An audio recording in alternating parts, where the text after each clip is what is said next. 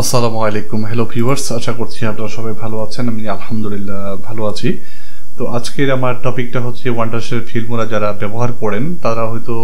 অনেকটা একটা problem face করে থাকেন সেটা হচ্ছে ভিডিও বাফারিং বা ল্যাগিং যেটাকে বলে থাকি যে ভিডিও এডিট করার সময় আমরা অনেক সময় দেখি যে ভিডিও এডিট করার সময় ভিডিও যে আপনার কাট ক্রপ করার সময় ভিডিও কিন্তু অনেক সময় আটকে চলে আসে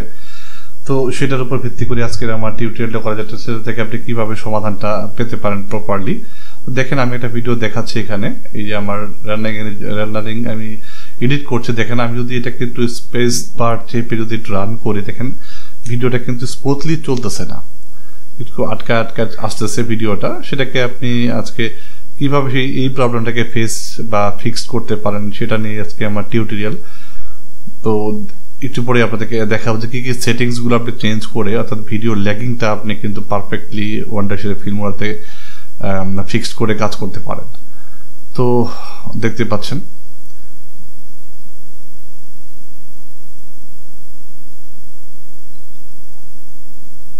এখান থেকে আপনি দেখেন ডান দিকে যে উইন্ডোটা রয়েছে এখানে কিছু অপশন কিন্তু রয়েছে এখানে আপনি দেখতেই পাচ্ছেন এই অপশনটা একটু যেতে হবে যে ফুল স্ক্রিনের যে অপশনটা রয়েছে এটা কিন্তু 1:1/2 অর্থাৎ 1:2 এই অপশনটা কিন্তু অবশ্যই অ্যালাউ করে দিবেন এরপর আপনার যে কাজটা করতে হবে lower playback quality improve quality এই অপশনটা চলে আসে তো এটার জন্য এখানে এই যে সেটিংস অপশনে যাবেন ইউজ অরিজিনাল এই যে ফিট অপশনটা কিন্তু অবশ্যই থাকতে হবে ফিট টু আপনার স্ক্রিন 100% যদি আপনি দেন সেটা কিন্তু অনেকটাই বড় হয়ে যাবে সেক্ষেত্রে আপনি কিন্তু এটাকে অবশ্যই লেভেল জুম লেভেলটা ফিট টু স্ক্রিন যেটা রয়েছে সেটা কিন্তু অবশ্যই যাতে থাকে সেটা কিন্তু একটু খেয়াল করবে এবং এখানে use original media when pause অর্থাৎ আপনি যখন ভিডিওটা পজ করবেন তখন কিন্তু যাতে ভিডিওটা অরিজিনাল মিডিয়াটা আপনার দেখায় সেটা কিন্তু অবশ্যই আপনাকে খেয়াল করতে হবে এবং এখানে দেখেন স্পেক্ট রেশিওটা কিন্তু আপনার ভিডিও সাইজ অনুযায়ী আপনি করে নিতে পারেন এবং অবশ্যই এখানে আপনার রেজলিউশনটা একটু আপনার ফিক্স করে একটু কমিয়ে নিতে পারেন এবং ফ্রেম রেটটা কিন্তু 30 fps আপনি কি রাখতে পারেন এডিটিংয়ের ক্ষেত্রে এটা যাওয়ার পর আপনি এরপরে যে স্টেপটা আপনি ফলো করবেন সেটা হচ্ছে ফাইলে যাবেন ফাইলে যাওয়ার পর এখানে প্রিফারেন্স একটা অপশন রয়েছে এই প্রিফারেন্স অপশনটায় যাবেন যাওয়ার পরে এখানে দেখেন এই অপশনটা আসবেন এই যে প্রিফারেন্স এটাতে ক্লিক করবেন দেন এখানে জিপিইউ অ্যাক্সিলারেশন যে অপশনটা রয়েছে আপনার যদি এক্সট্রা কোনো হার্ডওয়্যার লাগানো থাকে সেটা কিন্তু অবশ্যই এখানে এনেবল করে নিন enable hardware acceleration for video encoding এর নিচেরটাও আপনি অ্যালাউ করে দিবেন ঠিক আছে এরপর আরেকটা অপশন রয়েছে নিচের দিকে একটু যান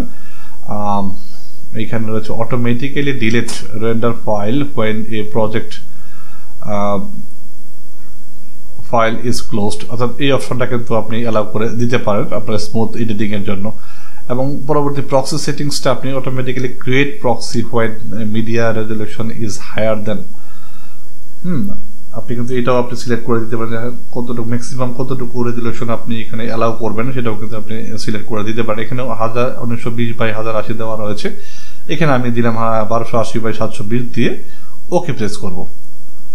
তো ওকে প্রেস করলে এখানে বলছে জিপিইউ সেটিংসটা আপনার encoding have been updated will effect next time you open Filmora অর্থাৎ আপনি এই অ্যাপ্লাইটা করার পর অবশ্যই আপনার ফিল্মোরা যে সফটওয়্যারটা রয়েছে সেটা কিন্তু আবার পুনরায় ওপেন করে নিতে হবে ঠিক আছে তাহলে আপনার এই প্রবলেমটা কিন্তু সলভ হয়ে যাবে তো এই ছিল প্রসেস যে আপনি কিভাবে আপনি আপনার video editing lagging free video editing আপনি কিভাবে ফিল্মোরাতে করতে পারেন সেই প্রসেসটা দেখালাম আপনি আশা করছি এই সেটিংগুলো অ্যাপ্লাই করে আপনি আপনার ভিডিও এডিটিংটা স্মুথ করতে পারবেন যদি ভিডিওটা ভালো লাগে অবশ্যই একটা লাইক এবং কমেন্ট করবেন আর ফিল্মোরা সম্বন্ধে যদি আর কিছু জানতে চান সেটা অবশ্যই আমাকে কমেন্ট করে জানাবেন সেই পর্যন্ত ভালো থাকবেন সুস্থ থাকবেন থ্যাঙ্কস ফর ওয়াচিং